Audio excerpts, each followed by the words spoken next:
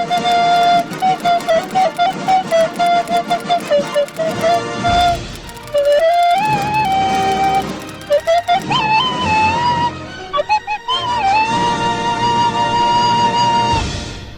kepada korang yang tengah tengok video ni, sila tinggalkan jejak korang dengan komen hadir right now in the comment section below. Terima kasih.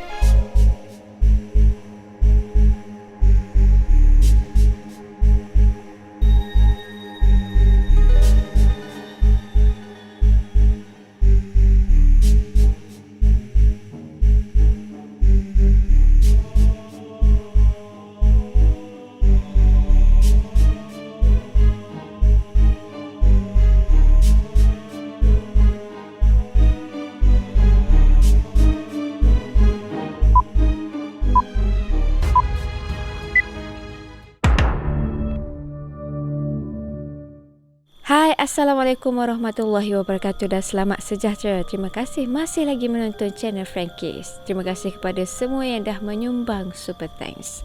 Sumbangan anda amatlah kami hargai. Untuk malam ni, Nini nak kongsi ke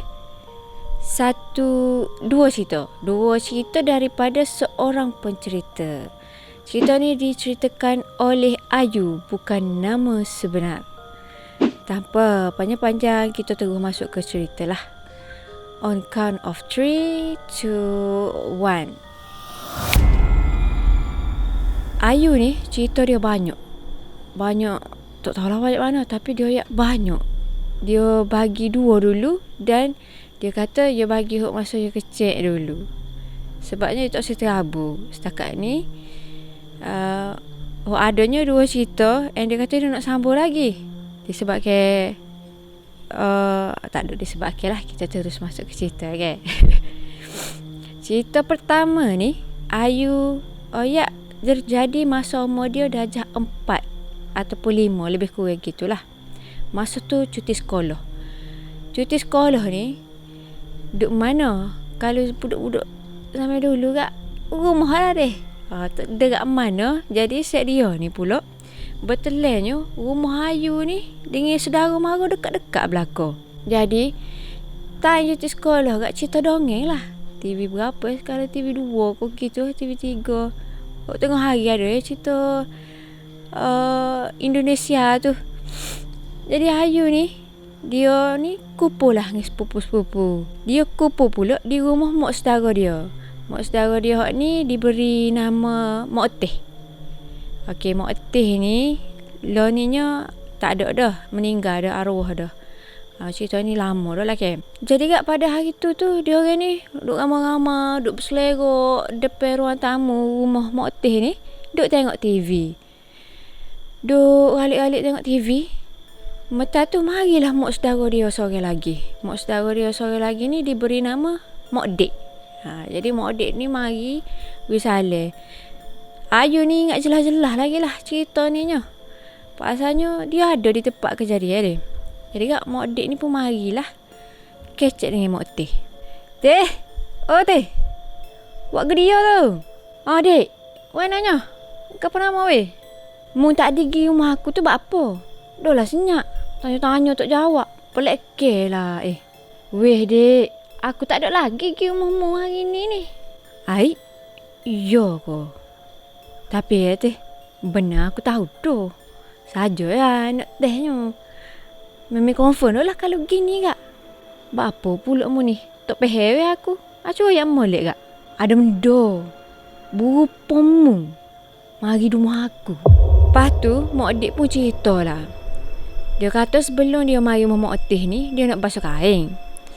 Mesin basuh dia ni duduk dekat dengan bilik air. Tepi mesin basuh alik ni pula ada pintu sebutir untuk turun keluar rumah. Kira macam pintu dapur lah deh. Pintu ni Mak Dik buka sama. Dia kata nak suruh masuk angin, sejuk sikit dalam rumah. Standard lah rumah-rumah kampung kat Malay pun buka juga boleh-boleh nak pasang angin tu kan. Jadi kak Mak Dik ni pun ambil lah sabung. Ambil sabung, bubur sabung, pasir air. Sudah-sudah tu kak dia pun paling lah ke belakang. Nak pusing nak tubik ni. Paling-paling tengok ada Mak Teh. Kejut lah dia. Muka dia Tiba-tiba mak oteh duk cegak situ. Tidak ada bunyi orang jalan ko. Dengan tiba-tiba dia pun paling kejut kah tu. Dia pun tanyalah, teh, main mana? Mak oteh senyap. Lepas tu dia tengok mak oteh buat apa tu ikat rambut serabah gitu kan. Dia tanyalah mak oteh, mu ni buat apa tu ikat rambutnya? Tak panas ke? Tapi masa dia tanya tu dia terdetik dalam hati. Buat apa? Rambut mak oteh nampak lain. Setahu dia, adik-beradik mestilah ingat dok. Rambut mak oteh ni jenis rambut nipis gitu. Lepas tu ika-ika gitu. Ni depan dia ni mak oteh, tapi rambut panjang menggerbang.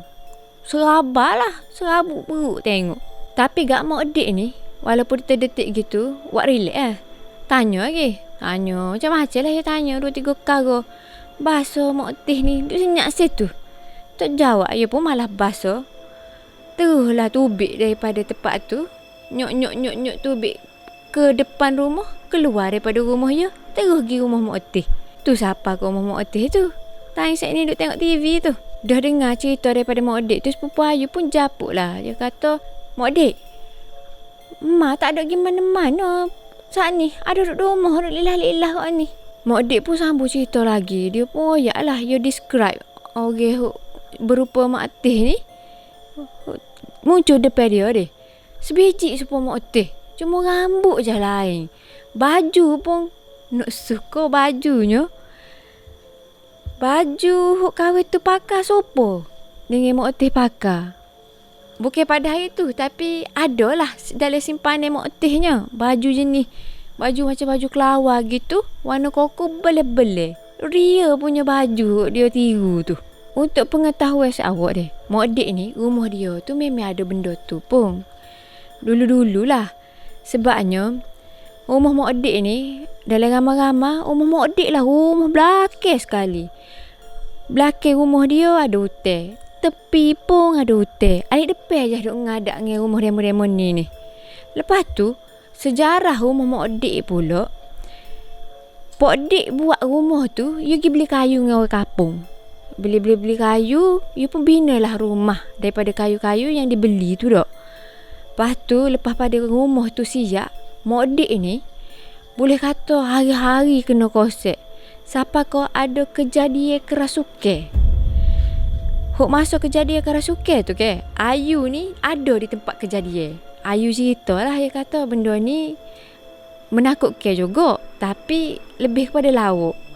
Dia tak detail tapi ya pada hari tersebut dia tengok lah mak adik ni meracau duduk ngamuk-ngamuk kursi gitu dak.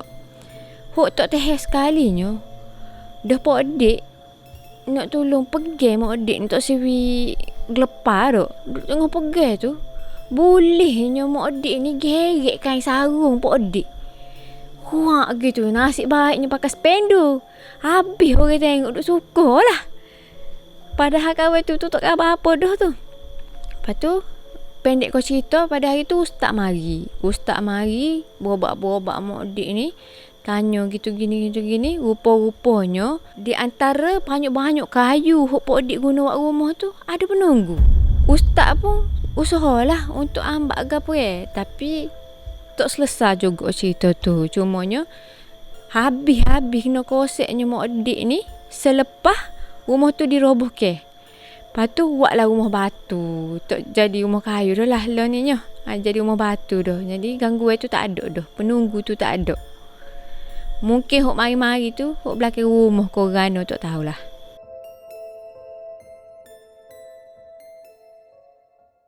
Cerita kedua. Hok ni berlaku dekat rumah nenek masa PKP. Macam kita tahu masa PKP kita tak boleh nak pergi mana-mana. Dan ada waktu bulan puasa dan hari raya ke time PKP tu. Jadi masa tu orang tak boleh nak pergi maya tarawih. Tak boleh pergi mana-mana lah. Jadi Ayu ni ke kawasan rumah dia ke duduk sekelompok anak beranak. Jadi dia ni pun buatlah maya tarawih sekali. Berkumpul di rumah nenek. Rumah nenek dia ni duduk tengah-tengah. Hok tepi alik kiri kanan ni rumah mak-mak saudara dia lah. Sekali dengan rumah mak dia. Mak teh, mak adik alik kanan. Lebih kurang lah ni deh. Lepas tu mak udang dengan mak cik alik kiri. Macam gitulah. Kira dekat-dekat and rumah nenek center. Jadi tiap-tiap malam dia orang ni akhir berkumpul lepas pada buka puasa. Berkumpul dekat rumah nenek maya terawih ramai-ramai. Macam biasalah. Maya terawih hari-hari.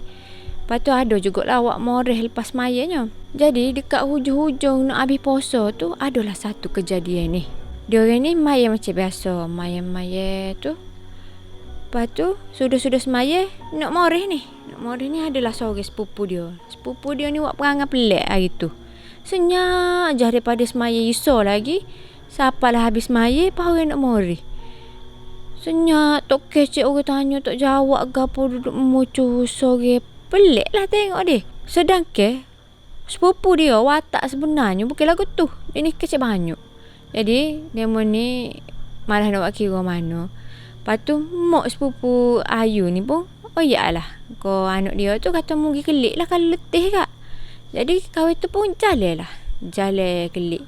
Baliklah dulu. Gak demo ni terus ke lah makan-makan morih duk bawa sebelum kelik ni. Duk tengah buah-buah si adik sepupu dia. Kita letak nama sepupu dia Nabila lah senang dia. Nabila saat ni kelik dah. Adik pada Nabila ni pun kelik pula. Dia kelik sore lah.